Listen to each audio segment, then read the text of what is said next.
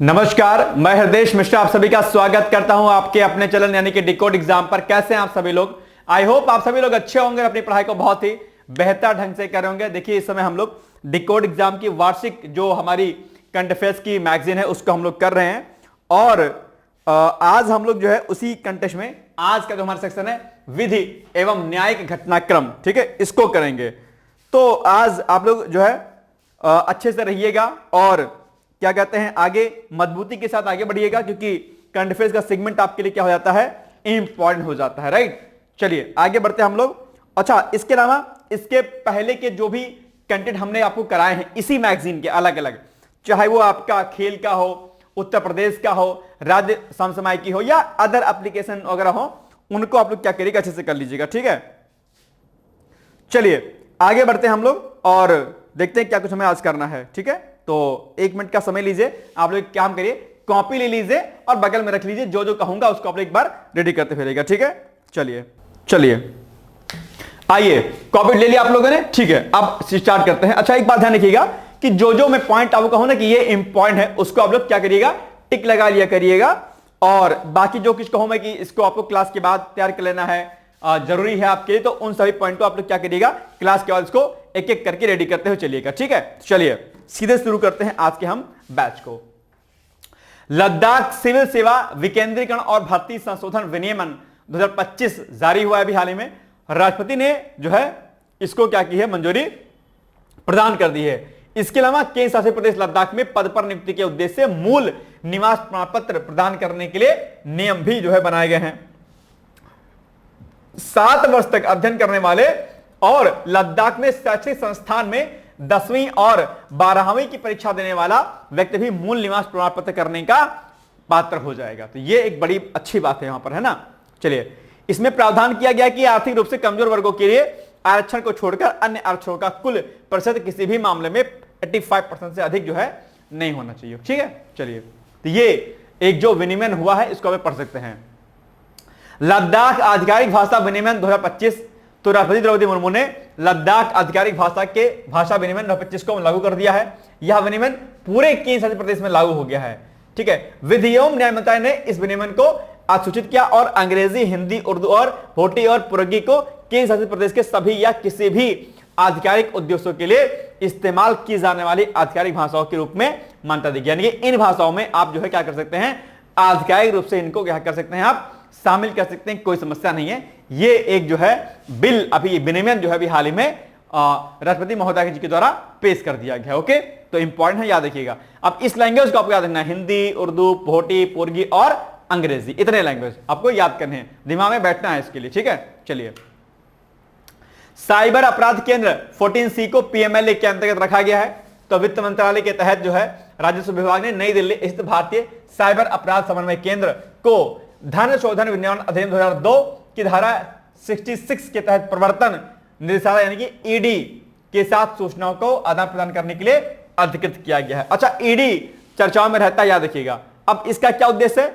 इसका उद्देश्य money trails का पता लगाना और साइबर धोखाधड़ी का क्या करना है, मुकाबला करना। मैंने पिछले वीडियो में बताया था कि सरकार साइबर जो फ्रॉड होते हैं उनको रोकने के लिए कई प्रकार की चीजों को लॉन्च करने से कई एप्लीकेशन और वेबसाइट लॉन्च किए गए हैं।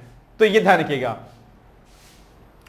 यह 14C को प्रवर्तन निदेशालय और अन्य कानून प्रवर्तन एजेंसियों के साथ जानकारी साझा करने और प्राप्त करने की अनुमति देता है, जो साइबर धोखाधड़ी के पीछे के मास्टरमाइंड की पहचान करने में क्या करेगा, जो है मदद करेगा। तो ये एक बड़ा इंपॉर्टेंट सेगमेंट है आपके लिए, है ना।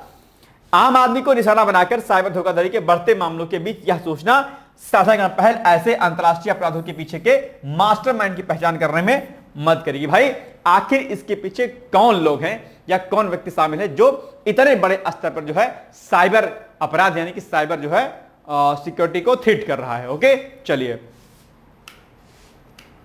अंतर सेवा संगठन, तो कमांड नियंत्रण और अनुशासन अधिनियम 2023 के अंतर्गत नियमों के लिए राजपत्र अधिसूचना सरकार ने सशस्त्र बलों में अधिक नियंत्रण दक्षता के लिए अंतर सेवा संगठन कमांड नियंत्रण और अनुशासन अधिनियम 2023 के अंतर्गत नियमों के लिए राजपत्र अधिसूचना जो है क्या कर दी है, जारी कर दी है। ठीक है, उनके अनुसार इसका उद्देश्य क्या है, अंतर सेवा संगठनों के प्रभावी कमांड नियंत्रण और कुशल कामकाज को बढ़ावा देना और सशस्त्र बलों के बीच संयुक्तता को क्या करना है, मजबूत करना है। यह अधिनियम पिछले 10 वर्ष पिछले 10 मई से क्या हो जाएगा, लागू हो गया है। बस इतना पॉइंट आपको याद रखना है, ये मेन पॉइंट। ठीक, चलिए ये तो ऑलरेडी मैंने आपको पढ़ाई रखा, लेकिन चलो कोई बात नहीं, फिर से एक बार देख लीजिए। आप जानते होंगे वक्फ संशोधन विधेयक 2025 जो है जारी कर दिया गया है, पास कर दिया गया है। ठीक है, और इसमें कई सारी चीजें आपकी होती हैं इंपॉर्टेंट। ठीक है, इसका उद्देश्य विरासत स्थलों की सुरक्षा और सामाजिक कल्याण को बढ़ावा देने के साथ ही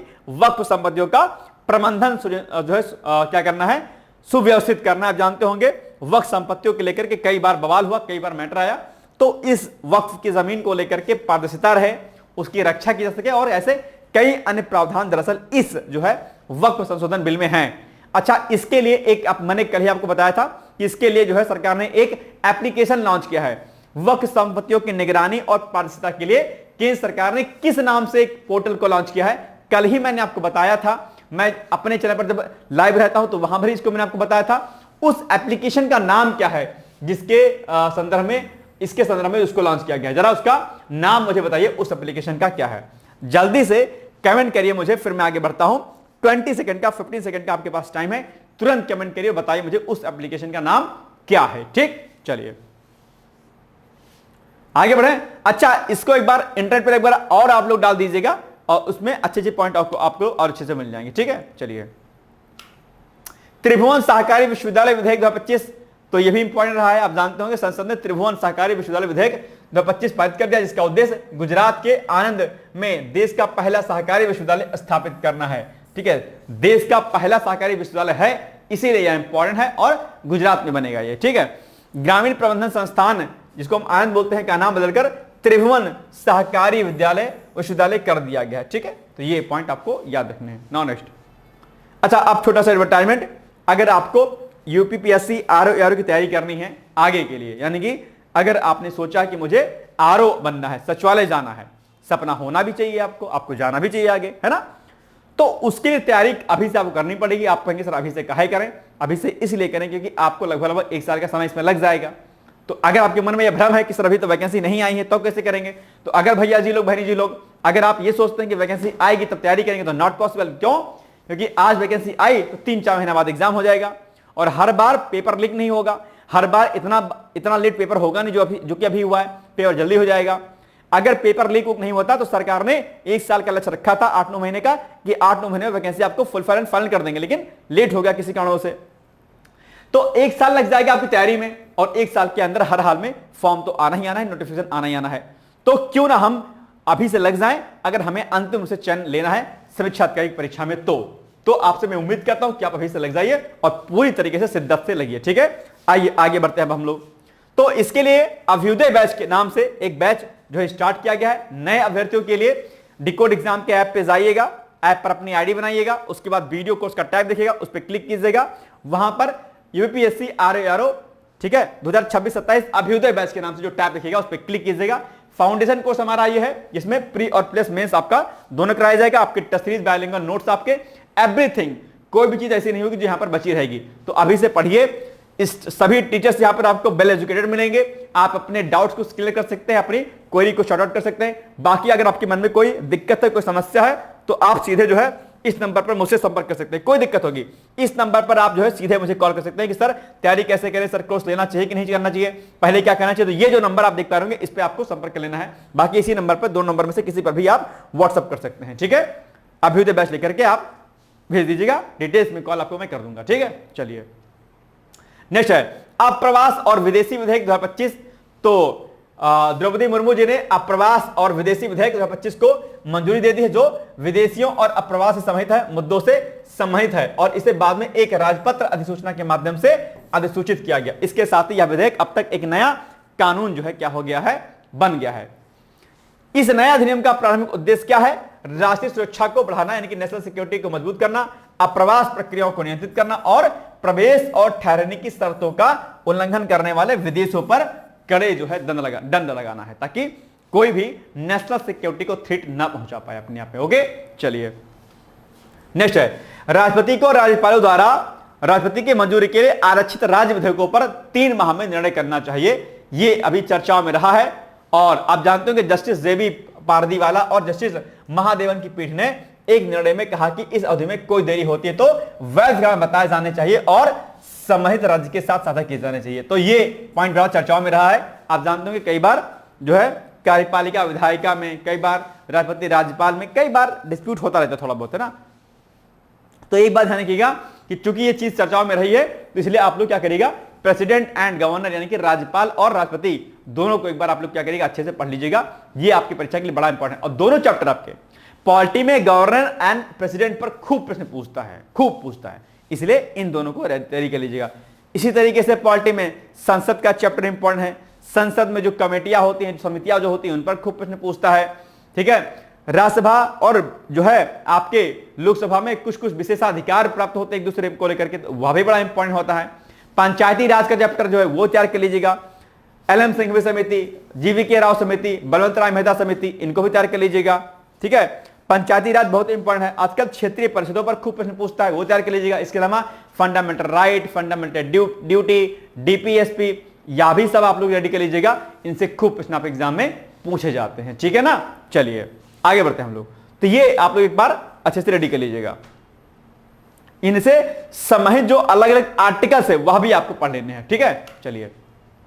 कर्नाटक पारदर्शिता संशोधन विधेयक, ये क्या है, तो कर्नाटक विधानसभा ने सरकारी खरीद से संबंधित कर्नाटक पारदर्शिता संशोधन विधेयक पारित कर दिया है। ये क्या है, इसके अंतर्गत सार्वजनिक अनुबंधों में मुसलमानों को 4% आरक्षण जो है दिया जाएगा। तो ये भैया कर्नाटक सरकार का फैसला। इस संशोधन के तहत 2 करोड़ रुपए तक के सिविल निर्माण अनुबंधों और 1 करोड़ रुपए तक के माल और सेवा अनुबंधों में से 4% मुस्लिम समुदायों के अन्य पिछड़े वर्गों के ठेकेदारों के लिए आरक्षित किया गया है। ठीक, याद रहेगा, कर्नाटक का है ये। नेक्स्ट है, न्यायमूर्ति यशवंत वर्मा को तत्काल प्रभाव से न्यायिक कार्य से हटाया गया। आप जानते होंगे ये मामला चल रहा था अभी हाल ही में। ओके, और दिल्ली उच्च न्यायालय ने न्यायमूर्ति यशवंत वर्मा को तत्काल प्रभाव से न्यायिक कार्य से हटा दिया है।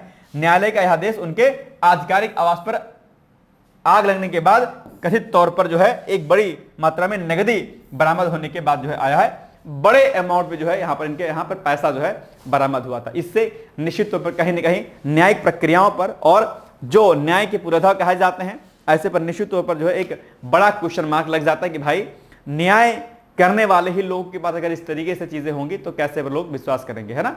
अल्टीमेटली जो है हमारा फोकस फिर हाई कोर्ट, सुप्रीम कोर्ट पर होता है। अगर वहीं पर जाकर के अगर मामला इस तरीके से देखने को मिलता है, एक आम इंसान की जो आस होती है न्याय को लेकर के, क्या होती है, धूमिल हो जाती है, खत्म हो जाती है। न्यायपालिका एक ऐसी चीज है जहां पर हमें लगता है कि यार इससे बड़ा कुछ नहीं है और अंतिम रूप से न्याय हमें हाई कोर्ट और सुप्रीम कोर्ट में मिलेगा। लेकिन उन्हीं हाई कोर्ट और सुप्रीम कोर्ट के जजों पर जब आरोप लगते हैं, वैसे तो अक्सर नहीं होता ऐसा, लेकिन इन केस ऐसा कि अभी ये मामला सामने आया, अगर ऐसा होता है तो निश्चित तौर पर एक बड़ी जो है हमें जो है घोर निराशा हमें घेर लेती कि यार अगर यहां से नहीं मिलेगा न्याय तो फिर कहां से मिलेगा, है ना। फिर तो अल्टीमेटली ऊपर वाला देखता है बस कि भैया चलो ठीक है, यहां से भी नहीं तो अब ऊपर वाला है ना। चलिए, खैर, नया आयकर विधेयक क्रिप्टो करेंसी को अन्य स्रोतों से आय के रूप में परिभाषित किया गया है। ठीक है, तो वित्त मंत्री निर्मला सीतारमण जी हैं, इन्होंने ही लोकसभा में नया आयकर विधेयक 2025 प्रस्तुत कर दिया है। इसका उद्देश्य क्या है, कर कानूनों को सरल, पारदर्शी और आधुनिक बनाना है। यह नया विधेयक 1961 के आयकर अधिनियम, ठीक है, के आयकर अधिनियम की जगह लेगा और व्यक्तियों, व्यवसायों और गैर लाभकारी संगठनों के लिए कई महत्वपूर्ण बदलाव लाएगा। ध्यान दीजिएगा, ये किसका स्थान लेगा, ये विधेयक जो है आप लोग जो है इसके स्थान पर लाया गया है। तो ये आप पार्ट क्या करिएगा, याद कर लीजिएगा। ठीक है, तो कर में जो क्या कहते हैं दिक्कतें होती हैं कर को उसमें चीजों को करने में, तो टैक्स में जो भी सुधार हो सकते हैं वो इसमें किया गया है। आप जानते होंगे वित्त मंत्री निर्मला सीतारमण जी हैं, इनके द्वारा सबसे ज्यादा बार जो है बजट पेश करने का जो है रिकॉर्ड हो गया है और सबसे ज्यादा देर तक जो है बोलने का भी लोकसभा में, यानी कि बजट के दौरान बोलने का भी रिकॉर्ड इनके नाम हो गया है। तो ये प्रश्न भी आपके लिए इंपॉर्टेंट, अथा बड़ी ताकतवर महिलाओं में से एक मानी जाती है निर्मला सीतारमण जी, है ना। पहले आई थिंक कांग्रेस में थी, फिर उसके बाद बीजेपी में शामिल हो गई थी, है ना। चलिए आगे बढ़ते हैं हम लोग। अच्छा, ये इतना सेगमेंट हमारा जो है मेन था जो इंपॉर्टेंट था आपके लिए, इसको पढ़ लीजिएगा। और अब आपके सामने छोटा सा एडवर्टाइजमेंट है, पीसीएस 2026-25 की अगर आपको तैयारी कर रही है उसके लिए फाउंडेशन कोर्स हमारा जो है लॉन्च कर दिया गया है। आप चाहें तो इस कोर्स में जो है एडमिशन ले सकते हैं और इसकी वैलिडिटी जो है 18 महीने की रहेगी। रिकॉर्डेड हमारे वीडियो लेक्चर्स रहेंगे, हालांकि कई बार मन में आपके प्रश्न बनता होगा कि सर लाइव सेशन क्यों नहीं चलेगा। तो मैं आपसे एक बात कहना हूं, लाइव सेशन अगर चलता है तो उसमें क्या फायदा हो जाएगा? उसमें आप क्वेश्चन पूछते होंगे, है ना, लेकिन क्वेश्चन पूछते होंगे, कुछ लोग अनवांटेड कमेंट करते हैं, कुछ लोग दुनियादारी वाली कमेंट करते हैं, तो उससे क्या होता है, क्लास डिस्टर्ब होती है आपके। रिकॉर्डेड लेक्चर में ऐसा कोई लोचा नहीं होता है। रिकॉर्डेड वीडियो लेक्चर्स में भी आपके कमेंट्स करने का ऑप्शन आता है, कमेंट्स को बाद में टीचर देखता है, उसको आपको कॉल रिप्लाई करता है। इसके अलावा अगर किसी भी क्लास में कोई डाउट होगा तो उसके लिए यहां पर कॉलेज नंबर आपको दिए जाएंगे, आप टीचर से बात कर सकते हैं, मुझसे डायरेक्टली आप बात कर सकते हैं, सर इसमें ये समस्या आ रही, कैसे इसका निदान पाएंगे। तो मेंटरशिप गाइडेंस आपको प्रॉपर इसमें दिया जाएगा, कोई दिक्कत वाली बात नहीं है, लोड मत दीजिएगा। एंड्रॉइड एप्लीकेशन और वेबसाइट के माध्यम से आप इसको जो है देख सकते हैं। असीमित बार देखने की क्षमता जो है आपको जो है उसका एक्सेस दिया जाएगा और 18 महीने का कोर्स होगा। इसमें आपको सीसैट प्री का पीवाईक्यूज, मेंस का पीवाईक्यूज आपका, ठीक है, test series pre plus mains की आपकी, डेली क्विज आपका टेलीग्राम पर, आंसर राइटिंग, ये सब कुछ कराया जाएगा। ओवरऑल इस कोर्स को लेने के बाद किसी बाहरी स्रोत पर आपकी डिपेंडेंसी बिल्कुल भी खत्म हो जाएगी। बायलिंगुअल नोट्स रहेगा, हिंदी और इंग्लिश दोनों में रहेगा। कोर्स हिंदी में रहेगा, नोट्स बायलिंगुअल रहेगा। ओके, हालांकि कुछ कोर्सेज हमारे कुछ विषय के लेक्चर्स आपको बायलिंगुअल फॉर्म में देखने को मिलेंगे, मतलब टर्मिनोलॉजीज आपको इंग्लिश में मिलेगी, है ना, ये ध्यान रखिएगा। चलिए, तो ये एक छोटी सी इंफॉर्मेशन थी जो आपको मुझे देनी थी। इसके लिए आप दिए गए नंबर पर कॉन्टेक्ट कर सकते हैं। यहां पर आप पीसेज 25-26 लिख करके आप इस पर व्हाट्सएप कर दीजिएगा या डायरेक्टली आप कॉल भी कर सकते हैं, ठीक है ना। और जो है इस बैच को लेने के बाद आपकी आरयू तैयारी और साथ साथ में पीसीएस तैयारी और यूपीएससी की भी तैयारी आपकी हो जाएगी और बाकी वनडे एग्जाम तो होंगे, इसी से कोई दिक्कत नहीं। तो एक बढ़िया आपके सामने ऑप्शन है, आप इसको देख लीजिएगा। अगर आप इंटरव्यू तक जाते हैं इस कोर्स को लेने के बाद तो आपकी फीस जो है एज ए रिवार्ड हम आपको सारी वापस कर देंगे, रिफंड कर देंगे। ये एक बड़ा कमिटमेंट है रिकॉर्ड एग्जाम का आपके लिए, है ना। तो ये कुछ चीजें हैं, बाकी आप लोग सीधे कॉल कर लीजिएगा, मुझे बात कर लीजिएगा या फिर व्हाट्सएप कर दीजिएगा, ठीक है। बाकी मिलेंगे हम लोग कल एक नए सेशन के साथ, एक नए लेक्चर के साथ। तब तक आप लोग पढ़ते रहिए, यूं ही मुस्कुराते रहिए और अपने स्वास्थ्य का विशेष रूप से ध्यान दीजिए। एग्जाम आपका लगा हुआ है, आप अपना ध्यान स्वयं दीजिएगा, ठीक है। Thank you so much, bye bye, take care, all the best. दोस्तों, क्या आप पीसीएस अधिकारी बनना चाहते हैं? यदि हाँ, तो डिकोड एग्जाम लेकर आया है यूपी पीसीएस फाउंडेशन कोर्स 2025। यह एक ऑल इन वन कोर्स है जिसमें प्रीलिम्स मेंस दोनों ही परीक्षाओं के लिए वीडियो लेक्चर, एनसीईआरटी और standard books based bilingual notes उपलब्ध कराया जा रहा है। इस कोर्स में प्री और मेंस के सभी प्रीवियस ईयर क्वेश्चंस पेपर भी वीडियो लेक्चर के माध्यम से कोर्स में सम्मिलित होंगे। साथ ही साथ में कोर्स का कंटेंट गुणवत्तापूर्ण होने के साथ ही साथ एग्जाम ओरिएंटेड है, जिससे कोर्स लेने वाले स्टूडेंट्स को कोई भी बाहरी पुस्तक या नोट्स पढ़ने की आवश्यकता न पड़े। इस कोर्स में प्रीलिम्स और मेंस के टेस्ट सीरीज तथा आंसर राइटिंग प्रोग्राम भी शामिल है, जिसके साथ ही साथ टेलीग्राम ग्रुप में रेगुलर टॉपिक वाइज टेस्ट कराए जाएंगे। इसके साथ ही सीसैट, निबंध तथा सामान्य हिंदी की अतिरिक्त कक्षाएं भी चलाई जाएंगी तथा हमारे कोर्स से परीक्षा में सफल होकर इंटरव्यू देने वाले विद्यार्थियों को इंटरव्यू की भी तैयारी कराई जाएगी और अंतिम परिणाम कुछ भी हो, पूरी फीस उन्हें रिवार्ड के स्वरूप जो है वापस कर दी जाएगी तथा अगले बैच में उन्हें निःशुल्क प्रवेश प्रदान किया जाएगा। उल्लेखनीय है कि डिकोड एग्जाम एक संस्थान के रूप में 5 वर्ष के अपने सफल कार्यकाल में अब तक 55 से अधिक विद्यार्थियों को विभिन्न परीक्षाओं में अंतिम सफलता दिलाने में अपना सफल योगदान दे चुका है।